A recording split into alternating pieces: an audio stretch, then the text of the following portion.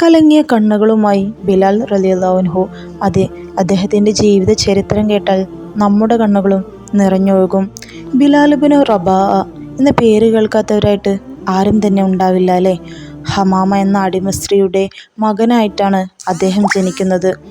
അദ്ദേഹത്തെ തൊട്ടാൽ അറബികൾ അവരുടെ കൈകൾ കഴുകുന്ന അത്രയും വിലയില്ലാത്തൊരു വ്യക്തിയായിട്ടായിരുന്നു അദ്ദേഹം ജീവിച്ചിരുന്നത്. ആടുമാടുകളുടെ കൂടെ കിടന്ന് തൻ്റെ മണം ദുർഗന്ധം വമിക്കുന്നതായിരുന്നു. പലപ്പോഴും മക്കയുടെ ചന്തയിൽ ആടുമാടുകളുടെ കൂടെ കച്ചവടച്ചരക്കായി അദ്ദേഹത്തെ കൊണ്ടു നിർത്തിയിട്ടുണ്ട്. പല യജമാനന്മാരും ആ കറുത്ത ശരീരം നോക്കി വില പറഞ്ഞിട്ടുണ്ട്. അങ്ങനെ ഉമയ്യത്തിൻ്റെ അടിമയായി ബിലാൽ റളിയല്ലാഹു അൻഹുവിനെ കൊണ്ടുപോയി.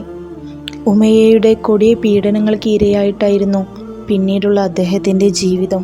കുറച്ചു കാലങ്ങൾക്ക് ശേഷം ബിലാൽ റളിയല്ലാഹു അൻഹു ഇസ്ലാമിനെ കുറിച്ച് അറിയുകയും നബി സല്ലല്ലാഹു അലൈഹി വസല്ലമയെ വിശ്വസിക്കുകയും ചെയ്തു.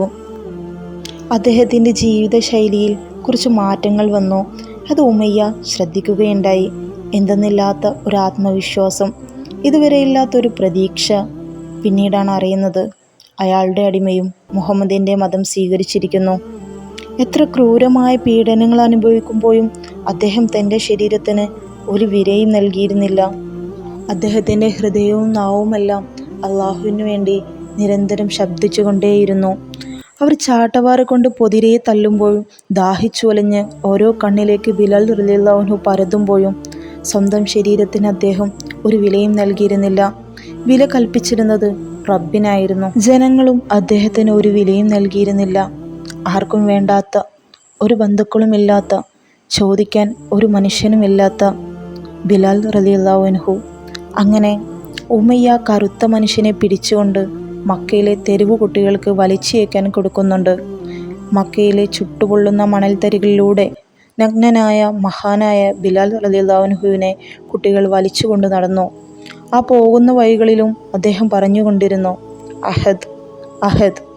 ബോധം നഷ്ടപ്പെടുന്ന അവസാന ഘട്ടത്തിലും അദ്ദേഹത്തിൻ്റെ നാവിൽ നിന്ന് വന്നത് ഇതുതന്നെയായിരുന്നു. ഉമയ്യയുടെ ചാട്ടവാറേൽക്കാൻ അദ്ദേഹത്തിൻ്റെ ശരീരത്തിൽ ഇനി ഒരു ഭാഗവും ഉണ്ടായിരുന്നില്ല. ആർക്കും വേണ്ടാത്ത മരുഭൂമിയിലേക്ക് വലിച്ചെറിഞ്ഞ് പൊട്ടിച്ചിരിക്കുന്ന മുശ്രിക്കുകളെ കണ്ടപ്പോൾ അബൂബക്കർ സിദ്ദീഖ് റളിയല്ലാഹു അൻഹു ചോദിച്ചു, ബിലാലിനെ എനിക്ക് വിൽക്കാൻ നിങ്ങൾ തയ്യാറുണ്ടോ? അവർക്ക് പരിഹാസമായിരുന്നു. ഇനി എന്തിനു വേണം ഈ മനുഷ്യനെ? 5 ഊക്കിയ തന്നാൽ കച്ചവടം ചെയ്യാമെന്നായിരുന്നു അവരുടെ മറുപടി. അബൂബക്കർ സിദ്ദീഖ് റളിയല്ലാഹു അൻഹു ആ വില നൽകി ബിലാൽ റളിയല്ലാഹു അൻഹുവിനെ മോചിപ്പിച്ചു. അടിമച്ചന്തയിൽ നിന്ന് ഒരല്പം മാറി റസൂലിനെ നോക്കി നിൽക്കുകയായിരുന്നു ബിലാൽ റളിയല്ലാഹു അൻഹു. നബിതങ്ങൾ അദ്ദേഹത്തിൻ്റെ അരികിലേക്ക് ചെന്നു. അദ്ദേഹത്തെ ചേർത്ത് പിടിച്ചു. ഉമയ്യയുടെ ചാട്ടവാറേറ്റിട്ടും നിറയാത്ത ആ കണ്ണ് അപ്പോൾ നിറഞ്ഞൊഴുകി. ആടിൻ്റെ ദുർഗന്ധം വമിക്കുന്ന ഈ കാപ്പിരിയെ ലോകത്തിൻ്റെ നേതാവ് ചേർത്ത് പിടിച്ചു. ആ നെറ്റിയിൽ ചുംബിച്ചിരിക്കുന്നു. കാലങ്ങൾ കടന്നുപോയി. ഹിജ്റ 1 ബാങ്ക് നിർബന്ധമാക്കുന്നത്. ആര് ബാങ്ക് മുഴക്കും? എല്ലാ സ്വഹാബക്കളും അവിടെയുണ്ട്. അവരെല്ലാം ആഗ്രഹിക്കുന്നു ബാങ്ക് വിളിക്കാൻ എന്നെ നിയമിക്കണമെന്ന്. അപ്പോൾ റസൂൽ ഇങ്ങനെ ചോദിക്കുന്നുണ്ട്, അയിന ബിലാൽ, എൻ്റെ ബിലാൽ എവിടെ? ഇത് കേട്ടതും ബിലാൽ റളിയല്ലാഹു അൻഹു നബി സല്ലല്ലാഹു അലൈഹി വസല്ലമയുടെ മുന്നിലേക്ക് വന്നു. അപ്പോൾ റസൂൽ പറയുന്നുണ്ട്, ഇസ്ലാമിലെ ആദ്യത്തെ ബാങ്ക് മുഴക്കേണ്ടത് നീയാണ്. നബിതങ്ങളുടെ മുഅദ്ദിനായി ബിലാൽ റളിയല്ലാഹു അൻഹുവിനെ നബി സല്ലല്ലാഹു അലൈഹി വസല്ലമ തിരഞ്ഞെടുത്തു. ഉറച്ച സ്വരത്തിൽ മദീന അന്ന് മുഴങ്ങിക്കേട്ടു ബിലാൽ റളിയല്ലാഹു അൻഹുവിൻ്റെ ബാങ്ക്. പിന്നീട് ഓരോ ദിവസവും ബാങ്ക് വിളിക്കാൻ വരുമ്പോഴും അദ്ദേഹം നബി സല്ലല്ലാഹു അലൈഹി വസല്ലമയോട് ഇങ്ങനെ സമ്മതം ചോദിക്കാറുണ്ട്, പ്രവാചകരെ ബാങ്ക് വിളിക്കട്ടെ. അങ്ങനെയാണ് അദ്ദേഹം ആ ബാങ്ക് വിളിക്കർമ്മം നിർവഹിച്ചിരിക്കുന്നത്.